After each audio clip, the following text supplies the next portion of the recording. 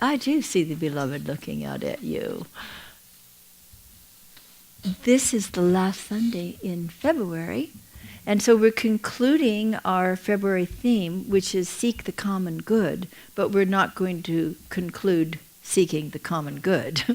And the value for the month has been oneness, and we're not going to stop with that one either. I have been speaking about Sharif Abdullah's creating a world that works for all. I love that this man who started out in Camden, New Jersey, and understood that there was a lot to heal in this world, has been doing his very important part to bring people together to heal that. He says, in all grave situations of life, two things are most useful: a common sense approach and a sense of humor. Use humor as skillfully and as gently as possible. I'm all over that. I don't learn as well in a dry delivery as I do with one that's punctuated with a little humor. It gets my attention, keeps my attention, and I like to pay attention. So I would say, let's use common sense and humor in all situations, not just the grave ones, although we have plenty of those, haven't we?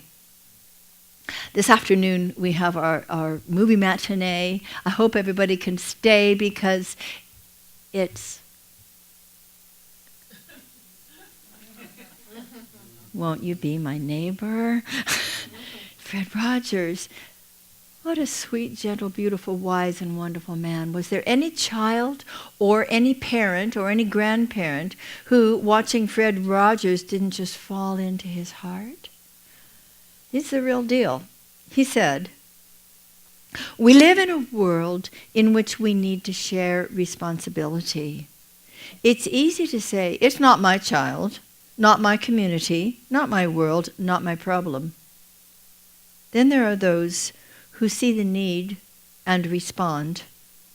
I consider those people my heroes. Mr. Rogers' gentle ways, his sweet humor, he never used it in any way except to connect hearts.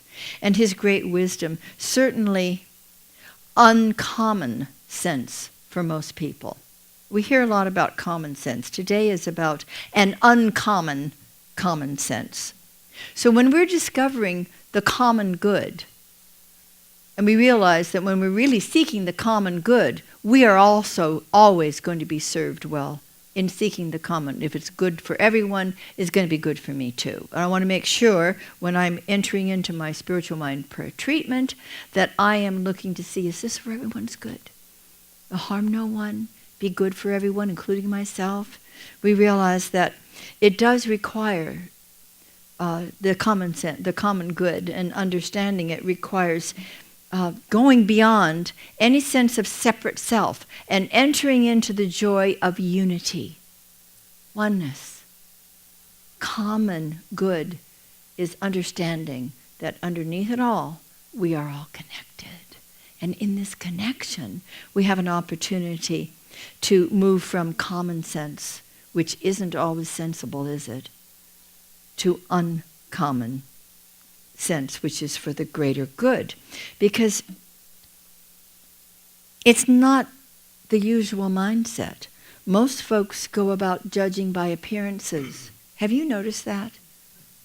And have you ever in your whole life, and do not raise your hand, ever in your whole life judged by an appearance?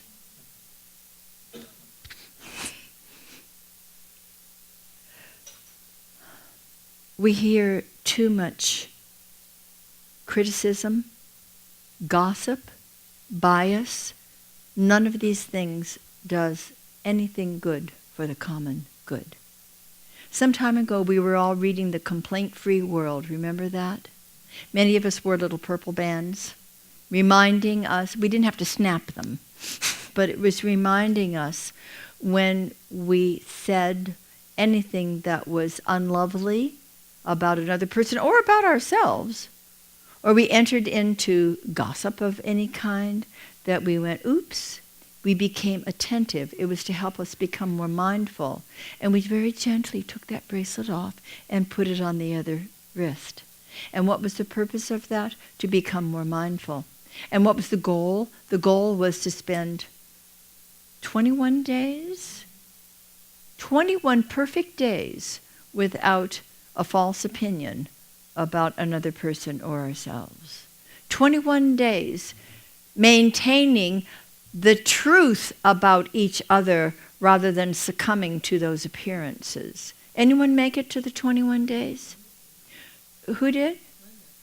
Okay, well, we're going to erect a statue to Linda.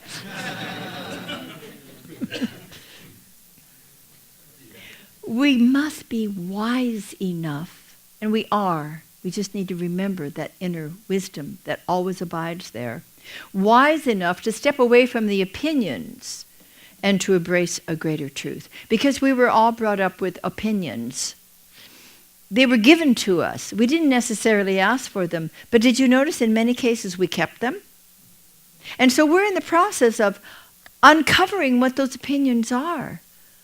Those patterns of belief that we adopted that never belonged to us and never were true. And once we transform them, as I said, this is a transformation station. Once we transform those limiting, erroneous, not serving the common good beliefs, we can enter into something huge and wonderful and possible. It's called infinite possibilities. We want that for ourselves. We have it. We just don't remember it. We want it for every other sentient being on this planet. So, are we all created by the same divine essence or not? Yes, I told you were wise already. Of course we are. And this seems an uncommon common sense. Because the common sense that we hear too much in the world out there doesn't yet understand that. We were all created out of the one life, the one divine life, the life of God, which is whole, complete, perfect, intelligent, loving, wise, creative, compassionate. Everything that's true of the infinite is true of the finite as well. So those beautiful substantive qualities of spirit abide within us too. We're not seeking love, we are the love. We are that love. Someone named Ethan Walker III, he sounds impressive being the third. Well, my son Jim is a third also. He's impressed with that as well. I'm James Franklin Dibmer the third. Well, Ethan Walker III said something I like a lot. Wisdom is knowing we are all one. Love is what it feels like. Compassion is what it looks like. Wisdom is knowing we're all one. Love is what that feels like. Compassion is what it looks like out here when we're putting the love into practice as wisely as we absolutely know how to do. So, is there an innate altruism within us? Well, of course there is. Is there an innate altruism even in every sentient being? You've seen these wonderful YouTubes of animals adopting other animals of a different species and taking care of them, right? Do you remember Coco? You remember Coco? She was, the most beautiful gorilla I've ever seen. And who did she love more than, well, she loved all the people who worked with her, but what was the little critter that she just adored? It was a cat. A kitten, yes, Coco's kitten. It was so beautiful to see this huge, huge being tenderly holding this little kitty. That's the basic nature of all sentient beings. Don't you think it's time we caught on to our own and realized that just as in the animal kingdom, we have that within us? Many, many years ago, when my kids were little, we had a cat named Mama Cass. And she had kittens. And Mama Cass was a very good mother. Actually, I guess I'll tell you this part of the story. Before that, we had a male cat named Sebastian. And Sebastian went out and found Mama Cass and decided that they ought to become a family. She was already expecting his children when he brought her home. Wasn't that gallant of him? I know a nice place where you'll be fed and loved and 3 little kids to have fun with you. So Mama Cass moved in. And she was wonderful. And she gave birth to these 5 beautiful kittens. Fuzzy, fluffy, happy, healthy, all different colors. And I saw an ad. I just happened to see an ad in the paper from a woman who said that her beautiful Siamese cat had given birth to 2 little kittens and she could not feed them. She was not able to feed her kittens. And something in me said, oh, we got to bring those kittens over here. And so we brought 2 tiny, they look like rats, these tiny little Siamese, newborn Siamese kittens. So she brought these 2 little things over to Mama Cass, who instantly said, come on in, there's room at my table. And she fed all of her 5 big, fluffy 5 kittens and these 2 tiny little Siamese kittens. And if she noticed that the big ones were they had their full feed, but they're getting in the way of the little ones, she gently moved them aside and make sure that the little ones came in. It is a natural part of life to care for others and to seek the common good. Oh, and years later, this woman, her name is Florence, she would send me pictures of Mr. Fu Tu. Mr. Fu Tu was this big, beautiful Siamese cat that had been nurtured and suckled by our own Mama Cass. Wisdom teaches us also to move out of any sense of competition into cooperation. Right? You've heard that a few times. You were just talking about it the other day, weren't you? I can see that. It's been said, if we do not stand together, we will fall apart. We must cooperate in order to make this planet the healthy, beautiful, wonderful, sustaining place that God created it to be. Because people did a few other things to it. So it's our opportunity to heal it. What is the Jewish term for this? Tikkun olam, to heal the planet, right? The Jews don't have a corner on that market. We are all here to do our part, to make it better, to make it healthy, to have the clean waters and air and a beautiful environment for our children and our grandchildren and our great-great-great-great-great-great-grandchildren. And, by the way, for ourselves. Cooperation. We work together. Years and years ago, there was a wonderful book called New Games. I think it was in the 70s. Anybody see New Games? It was all about games that kids and adults could play, and we would play them together when our center in Northern California had retreats. We would play the new games, which were always about everybody wins. Everybody wins. And it's fun, and it's connective, and it's silly, and everybody wins. Cooperation, not competition. There's plenty of everything for everyone. There's no reason to feel competitive at all.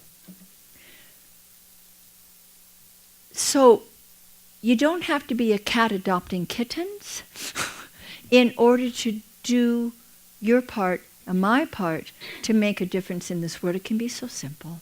It can be so very simple to move into this uncommon common sense. We smile open-heartedly with one another. We're always ready to bring goodwill to the table, yes?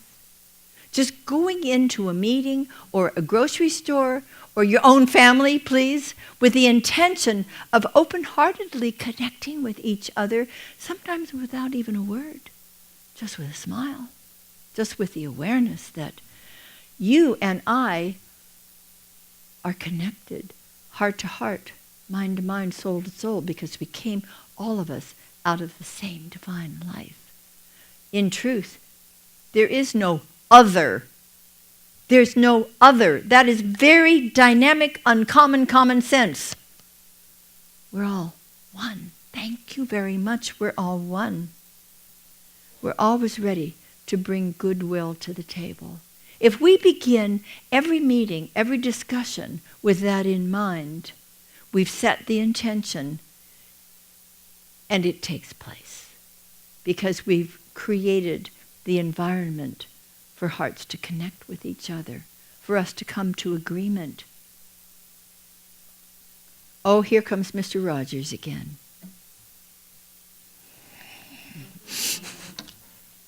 He says there are 3 ways to ultimate success. The first way is to be kind. The second way is to be kind. The third way is to be kind. That's it. Uncommon common sense is very simple. We get to see with different eyes. We get to look through the eye of the heart, which is the eye of love, which is the eye of wisdom, which is the eye of compassion, which of course is exactly what love looks like in action. So of course, when we feel this divine embrace, which we open our hearts and minds and consciousness to every day, we naturally want to extend ourselves to others. It's just a natural thing. We want to lift the people in our world as we ourselves have been lifted. And so as we dive deeply into that beautiful center of love and joy and peace and co-creativity within us all, it's only natural we want to share that with others. You and I find our ways every day to have that happen. And it's unique for each person. What is mine to do today is a beautiful question to ask ourselves first thing in the morning. What is mine to do? How can I make a difference in the world? How can I connect lovingly and powerfully with every sentient being I connect with today? And back to Mr. Rogers. The Dalai Lama, His Holiness the Dalai Lama says, be kind whenever possible, and it is always possible. And our beloved Jonathan created a beautiful song that the choir sings. You're part of that. Be kind whenever possible. And oh, by the way, it's always possible. Always. Now, it may not feel like it at the time, but I'm in the midst of a big fuss with somebody. How can I be kind? You better be. Or you can continue the fuss and it won't be fun for anyone. I'm right, you're wrong. Never got anybody anywhere good. Taking a deep breath and looking to see, asking the question, how can I bring kindness into this conversation? Just asking the question of us ourselves itself, just asking the question opens the way for the answers to come. How can I bring kindness into the situation? And His Holiness the Dalai Lama has often said, my religion is very simple. My religion is kindness. This is what the kids are focusing on upstairs today. When you take them home, they're really going to be sweet. What does common sense say? Common sense, world opinion out there, says foolish things sometimes, like, oh, it's too late for you. Uncommon sense says, you're right on time. Common sense says, you can't trust, fill in the blank. Muslims, blacks, men, women, Republicans, Democrats, rich folks, poor folks, anyone. Ever hear any of that? Uncommon sense says, trust in God, and God is in everyone. So let's find and honor that presence. Just seeing it, beholding it, just as Elise was singing beautifully earlier. beholding that presence, seeing it, looking out of the other person's eyes, whether they yet know that that's who they are or not. Just seeing it, feeling it, knowing it, connecting with them on that unspoken level can lift a person from their common sense into the uncommon sense of our unity with one another and our need for cooperating with each other, celebrating each other, loving each other, co-creating our individual and our collective worlds together. I get excited. Woohoo! Will you say with me, I rely on the powerful wisdom of God. I rely on the powerful wisdom of God. I depend on the precious joy of God. I depend on the precious joy of God. I'm directed within with each endeavor. I'm directed within with each endeavor. I'm guided lovingly in every interaction with all dear people. I'm guided lovingly with every interaction with all dear people, and so, my beloveds, beginneth your lesson.